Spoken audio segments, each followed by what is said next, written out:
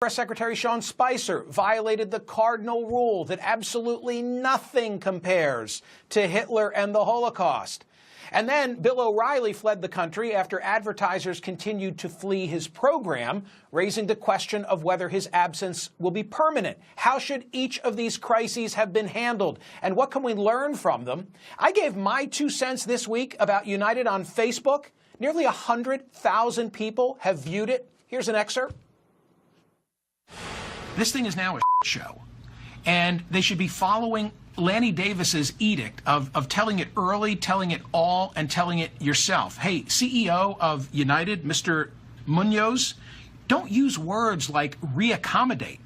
And don't send out an email to your staff as recently as last night saying the facts and circumstances are still evolving, especially with respect to why this customer defied Chicago aviation security officers.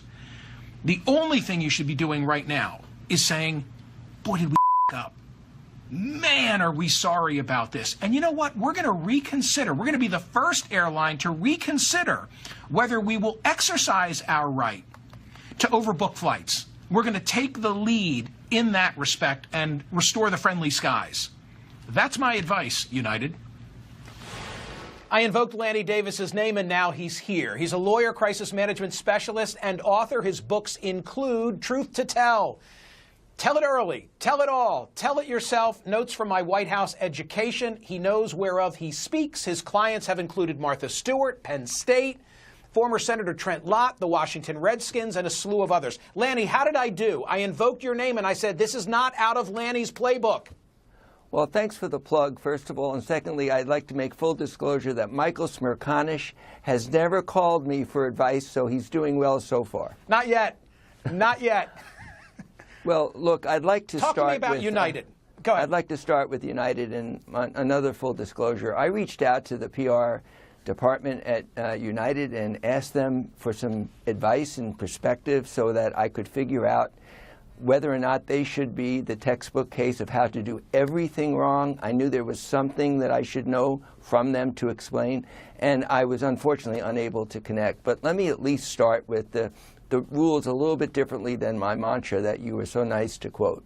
Number one, Mr. Munoz did not tell all the facts and did not tell the truth.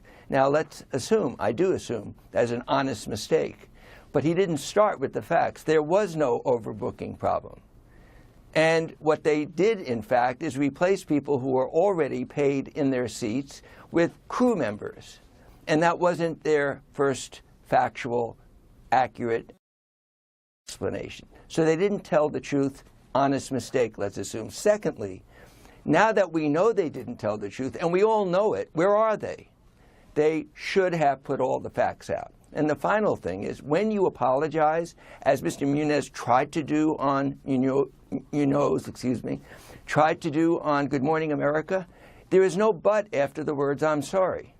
You say, I'm sorry, we will fix the problem, and here are all the facts. And they've done none of those. So I'm sorry, I don't have their perspective. I tried, but this is one of the textbook cases that now replaces Exxon in the spill in Alaska. That was always my textbook example of how to get everything wrong. Now United has replaced that one.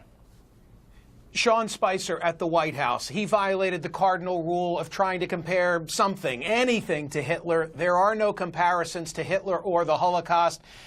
I thought that when he was given a mulligan, he had a great opportunity right then and there to stop it in his tracks, but he mishandled that as well. Roll the tape. Hitler didn't even sink to the level of using chemical weapons. What did you mean by that? I think when you come to sarin gas, he was not using the gas on his own people the same way that Assad is doing. I mean, there was clearly, I understand your point. Thank you. Thank you. I appreciate that. There was not he brought him into to the Holocaust Center. I understand that. But I'm saying in the way that Assad used them, where he went into towns, dropped them down to innocent, into the middle of towns, it was brought to it. So the use of it, and I appreciate the clarification there. That was not the intent. I watched that in real time, and I just wanted to say, stop the fight. You're doing yourself more harm. To his credit, unlike United, it didn't go on for a period of days. That afternoon, he came on with Wolf. here on CNN and completely fessed up. Analyze that. Look, Spicer is a special case. When you are so nasty for so long to so many people, and when I mean nasty, I don't care about political differences. I don't even care about politics. He works for President Trump. He's got to do his best as press secretary. Mike McCurry, who was the press secretary to President Clinton, I think the best press secretary in American history, but I'm biased because he taught me everything I know, was a nice guy. He didn't insult reporters. He didn't shake his head and speak nasty to reporters, much less about political opponents. He's a hatchet man from the Republican National Committee. He did a good job being a hatchet man, but when you're a press secretary and you make a mistake like that and you say, I'm sorry, it's in the context of a nasty guy. So crisis management is about having credibility, likability.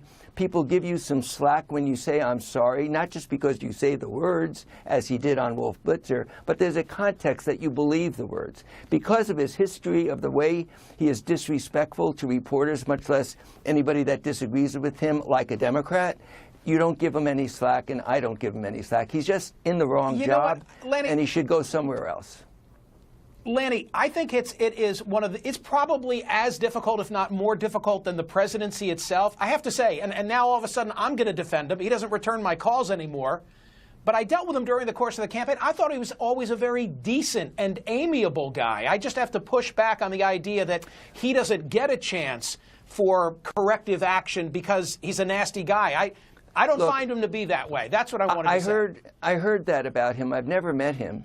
But I've heard that about him. But when he's on camera in the press room and during the campaign, there's no way to describe him. It's not about political differences. I don't care if he's a Republican or a conservative or working for Donald Trump. He comes across nasty. There have been so many times in that room where I'd think of Michael McCurry, who is always firm, tough, disagreement, but respectful. This guy is not respectful, Very quick. So there's no reason to give him slack.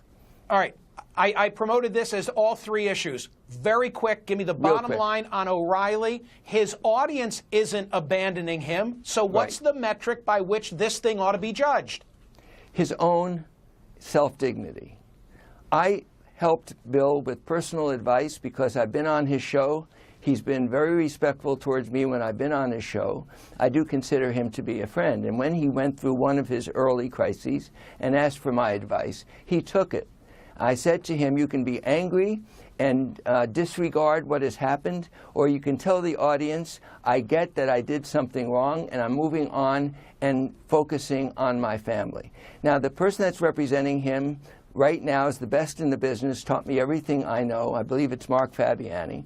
But for some reason, the angry Bill O'Reilly is trying to solve a crisis that's a lot more important than his audience and his show. The crisis is himself and his family, and that's where I would advise him, go back to basics. Whatever happened, you have hurt people, and you need to just simply address that you've hurt people, you don't want to hurt people, you're sorry for that, and you want to move on. And if he did that, rather than the angry Bill O'Reilly, which we're seeing, he might have a chance to recover.